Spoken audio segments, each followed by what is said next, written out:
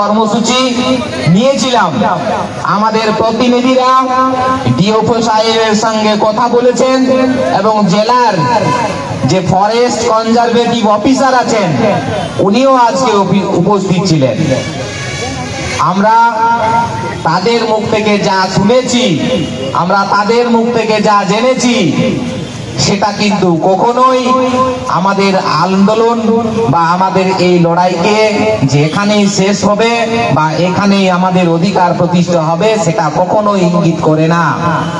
তাদের কথাবার্তা, তাদের আচরণ কখনোই কিন্তু এই ঠুরগাকে বাঁচানোর জন্য বা ঠুরগা প্রজেক্টকে রোখার জন্য বা আদিবাসী মানুষদের বাঁচানোর জন্য বা অযোধ্যাকে বাঁচানোর জন্য নয়। তারা বারবারই যেটা বলতে চেয়েছেন যে আমরা সরকারি কর্মচারী, আমরা আইন বুঝবো না, আমাদের যারা আজ্ঞাবাহক, যারা আমাদের ঊর্ধ্বতন অফিসার, তারা যা বলবেন আমরা তাই করব। অর্থাৎ আমরা যে মূল দাবি নিয়ে তাদের কাছে গেছিলাম যে ই টেন্ডার ইস্যু করেছে বন কাটার জন্য এবং সেই জমি WBACDCL কে হস্তান্তর করার জন্য, তারা সেই দাবিতেই বা তাদের সেই অবস্থানেই অনড় থেকেছেন। শুধুমাত্র তাদের একটাই অজুহাত যে আমরা শুধুমাত্র সরকারি নির্দেশ পালন করছি। আমরা ওই 2006 বনাধিকার আইনও বুঝতে চাই না, আর forest conservative forest reservation act বা কনজারভেশন অ্যাক্ট তাও আমরা বোঝার ধার ধারি না। অর্থাৎ একথা পরিষ্কার যে আমরা হয়তো এই শান্তিপূর্ণ আন্দোলনের মধ্য দিয়ে আশা করেছিলাম যে এই সংগঠিত মানুষগুলো, শান্তপ্রিয় মানুষগুলোর প্রতিবাদ সেই সমস্ত অফিসার, সেই সমস্ত আধিকারিকদের কান পর্যন্ত পৌঁছাবে, আমাদের কথাগুলো তাদের বোধগম্য হবে যে আদিবাসীরা কি চাইছে এবং আদিবাসীরা কেন অযোধ্যাকে বাঁচানোর দাবি নিয়ে আজ পথে নেমেছে। আমরা হয়তো তাদেরকে বোঝাতে ব্যর্থ হয়েছি বা তারা বিশেষ কোনো কারণে তারা কিন্তু বুঝতে চাইছেন না। অর্থাৎ তাদের ঊর্ধ্বতন কর্তৃপক্ষের নির্দেশ, অর্থাৎ যে গভীর ষড়যন্ত্রের কথা আমাদের নেতৃত্বরা বারবার আশঙ্কা করেছেন, এটা যে একটা গভীর ষড়যন্ত্রের অংশ সেটা কিন্তু আর আমাদের বুঝতে বাকি থাকলো না। এটা আমাদের পরিষ্কার বোঝা হয়ে গেছে। আমাদের বক্তারা অনুমান করেছেন। আমরা দপ্তরের আধিকারিকদের সাথে কথা বলে এটা বুঝেছি যে ঠুরকা প্রজেক্টকে যদি বন্ধ আটকাতে হয়, অযোধ্যাকে যদি বাঁচাতে হয়, আদিবাসী মানুষদের অধিকার অর্থাৎ ফরেস্ট রাইট অ্যাক্ট 2006 কে যদি প্রতিষ্ঠা করতে হয়, তাহলে আমাদের হাতে এক ও একমাত্র হাতিয়ার আপনারা। যদি আপনাদের এই আন্দোলন, আপনাদের এই লড়াকু মানসিকতা যদি আগামী দিনে এইভাবে সবল থাকে, সচেষ্ট থাকে, তাহলে কিন্তু এই ধরনের অপচেষ্টাগুলো রুখে দেওয়া সম্ভব। নতুবা আমরা যারা বারবার আশা করি যে আদিবাসী শান্তপ্রিয় মানুষগুলো শান্তপ্রিয় গণতান্ত্রিক আন্দোলনের মধ্য দিয়ে নিজেদের অধিকারটা সংগঠিত, অধিকারটা সুপ্রতিষ্ঠিত রাখবে, আমাদের কিন্তু এই অবস্থানে থাকা থেকে তাদের যে কর্মকাণ্ড, তাদের যে ঘোষণা, তাদের যে পদক্ষেপ, সেটা থেকে আমাদের মনে হয় সরে আসতে তারা বাধ্য করছেন। এটা আমরা অফিসারদেরকে বলেও এসেছি। অর্থাৎ সেই জন্যই প্রথমেই আমি বলেছি যে আমাদের এই আন্দোলন কিন্তু এখানে শেষ নয়। আন্দোলনের শুরুটা আপনারা করে দিয়ে গেলেন আর শেষটাও কিন্তু আপনারাই করবেন। কখনোই ওই সরকারি আধিকারিকরা কোনো উপর মহলের নির্দেশে এই আন্দোলনের শেষ করতে পারবে না। আমরা এটাও বলেছি, আমরা যখন এই আন্দোলন সংগঠিত করতে গেছি, আমরা যখন বনের ডিওপো থেকে শুরু করে বনাধিকারী যারা আছেন তাদের কাছে যখন আমার গ্রাম সংসদের গ্রাম সভার মেম্বাররা, গ্রাম সভার কর্মকর্তারা অযোধ্যাতে যখন প্রশ্ন তুলেছিলেন, তখন তাদের বিরুদ্ধে বিভিন্ন ধারায় মামলা দেওয়া হয়েছে। এ প্রসঙ্গও তুলেছি, এ প্রসঙ্গও বলা হয়েছে। কিন্তু তাদের অবস্থান বা তাদের ফুটো জগন্নাথ যাকে বলা হয়, সেই অবস্থাটা আমরা কিন্তু স্বচক্ষে আজকে দেখে এসেছি। তাই বলছি এই ষড়যন্ত্র গভীর ষড়যন্ত্র। যদি অযোধ্যাকে বাঁচাতে হয়, যদি বনাধিকার আইনকে যদি প্রতিষ্ঠিত করতে হয় এবং ঠুরগা প্রজেক্টের নামে, উন্নয়নের নামে যদি বন ধ্বংসকারী যে পদক্ষেপ সরকার নিতে যাচ্ছে সেটা যদি আমাদের আটকাতে হয়, তাহলে আগামী দিনে এক এবং একমাত্র উপায় আন্দোলন। এই আন্দোলন আগামী দিনে কিভাবে সংগঠিত হবে তা আমাদের নেতৃত্ববর্গ যারা আছেন তারা নিশ্চয়ই ঠিক করবেন এবং আপনাদের কাছে কাছে সেই বার্তাও যাবে। শুধু এইটুকু মানসিকভাবে প্রস্তুত থাকুন। আমরা দিন দিন যে একটা অবস্থার দিকে, যে পরিণতির দিকে যাচ্ছি, যে ষড়যন্ত্রের শিকার হচ্ছি, যে সংগঠিত অপরাধের শিকার হচ্ছি, সেখান থেকে বাঁচার এক ও একমাত্র উপায় হচ্ছে আমাদের সংগঠিত হয়ে এই ঘটনাগুলোকে রুখে দেওয়া। নতুবা শাসন যন্ত্র বা শোষণ যন্ত্র যেভাবে পরিকল্পনা নিয়ে সংবিধানের বিভিন্ন ধারা থেকে আইনের বিভিন্ন আমাদের অংশ বাতিল রেখে বা বাদ দিয়ে এক পাশে রেখে যেভাবে নিজেদের ইচ্ছা পূরণের জন্য, নিজেদের কর্মসূচিকে সফল করার জন্য উঠে পড়ে লেগেছে, সেটা রোখার এক এবং একমাত্র উপায় কিন্তু এই গণ আন্দোলন। এটা আজকে আপনাদের এই সভামঞ্চ থেকে, এই বিক্ষোভের সভামঞ্চ থেকে আপনাদের জেনে যেতে হবে এবং আগামী দিনে এরকম একটা মানসিকতা নিয়েই কিন্তু ফিরে যেতে হবে যে এই লড়াই কিন্তু এখানেই শেষ নয়, বরঞ্চ এই লড়াই আজ থেকে শুরু হলো। আমরা যেটুকু আশ্বাস পেয়েছি শুধু এইটুকু মাত্র, যে ই টেন্ডার যেটা ইস্যু করা হয়েছে সে বাতিল করার প্রসঙ্গে তো তারা আসতেই চাননি বা বাতিল করার কথা তো তারা বলেনি।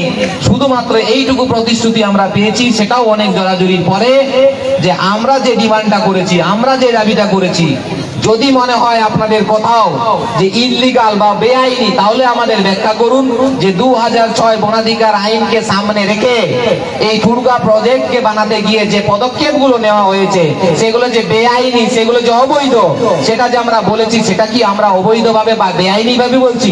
তারা কিন্তু তার জবাব দিতে পারেনি, তাদের কাছে কোনো জবাব নেই। শুধুমাত্র বোঝানোর চেষ্টা যেন তেন প্রকারেণ।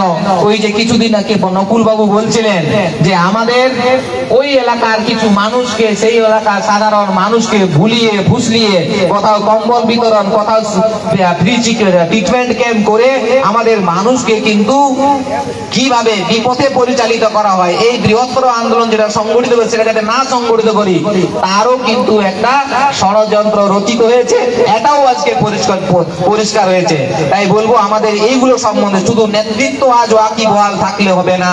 আমি মনে করি স্টেজের উপরে যারা বসে আছি আমরা, তাদের থেকেও মূল্যবান কিন্তু আপনারা আছেন বলেই কিন্তু এই মঞ্চটা টেকে আছে আর এই নেতৃত্বটা টেকে আছে। তাই বলবো এক এবং একমাত্র ভরসা কিন্তু আমার আপনার মতো সাধারণ মানুষদের এই গণতান্ত্রিক লড়াই।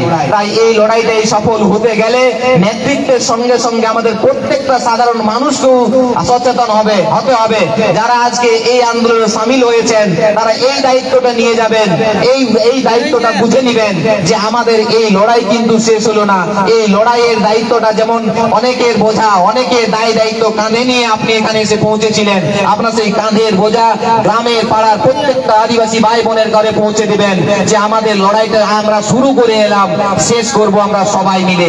এই বার্তা নিয়ে যাবেন এবং আশা রাখবো এই যতই ক্ষমতাবান আধিকারিকরা হোক না কেন, যতই প্রশাসন বাহাদুরি দেখাক না কেন, আমাদের সংগঠিত আন্দোলন, আমাদের অপ্রতিরোধ্য আন্দোলন একদিন না একদিন এই বনাধিকার আইন 2006 কে প্রতিষ্ঠা করবে এবং গাজুয়ারি করে যেভাবে ঠুরগা প্রজেক্টের নাম করে এবং তার সঙ্গে সঙ্গে দেউতা পাচামি থেকে শুরু করে যেভাবে আদিবাসীদের উচ্ছেদ করে, উন্নয়নের নাম করে আদিবাসীদের ধ্বংস করার কর্মযজ্ঞে সরকার এবং সরকার পোষিত সংস্থাগুলি নেমেছে, সেটাকে আটকাতে হলে আমাদের একমাত্র উপায় কিন্তু সংগঠিত আন্দোলন।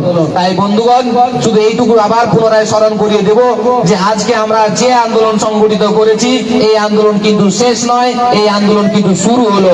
সেই রকম একটা মানসিক প্রস্তুতি নিয়ে আপনারা বাড়ি ফিরে যাবেন এবং সংকল্প নিবেন আগামী দিনে যে ধরনের আন্দোলনের কর্মসূচি ঘোষিত হবে সেই কর্মসূচিকে সফল করার জন্য আজ যেভাবে আপনারা এক ডাকে সাড়া দিয়ে আদিবাসী মানুষদের ভালোবেসে, অযোধ্যাকে ভালোবেসে, প্রকৃতিকে ভালোবেসে আমরা পুরুলার বুকে ছুটে এসেছেন আর ঢাল তরোয়াল অস্ত্র নিয়ে স্বতঃস্ফূর্ত মনে সেভাবে আগামী দিনে এইভাবে সংগঠিত হয়ে এগিয়ে আসবেন, তবেই আমরা কিন্তু এই ঠুরগা প্রজেক্টকে যেমন আটকাতে পারবো, অযোধ্যাকে বাঁচাতে পারবো, আদিবাসী মানুষদের অধিকারকে বাঁচাতে পারবো, বনাধিকার আইন 2006 কে প্রতিষ্ঠা করতে পারবো।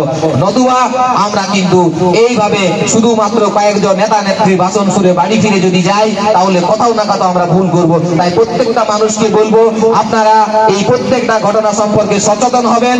আপনারা শুধু সচেতন হবেন না, আপনার পাড়ার যারা প্রতিবেশী আছেন, আপনার গ্রামের যারা আছেন, প্রত্যেকটা মানুষকে সচেতন করুন।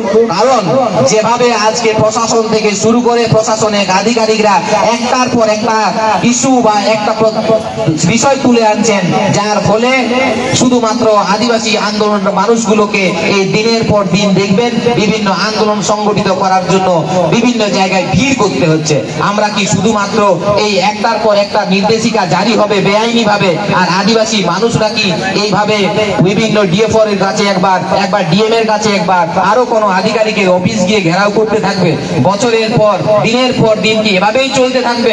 না, আমাদের মনে হয় একটা শেষ দেখার সময় এসেছে। এইভাবে দিনের পর দিন আদিবাসী মানুষরা কিন্তু আর পথে নেমে আন্দোলন করবে না। প্রয়োজনে আমরা এর শেষ দেখে ছাড়বো। আমাদের তাই বলবো, আগামী দিনের যে আন্দোলন হবে, আগামী দিনের যে লড়াই হবে, সেই লড়াইটা আমরা শেষ করব এবং শেষ দেখে ছাড়বো, যতক্ষণ না আমাদের সাংবিধানিক অধিকার, আইনগত অধিকারগুলো সুপ্রতিষ্ঠিত হচ্ছে।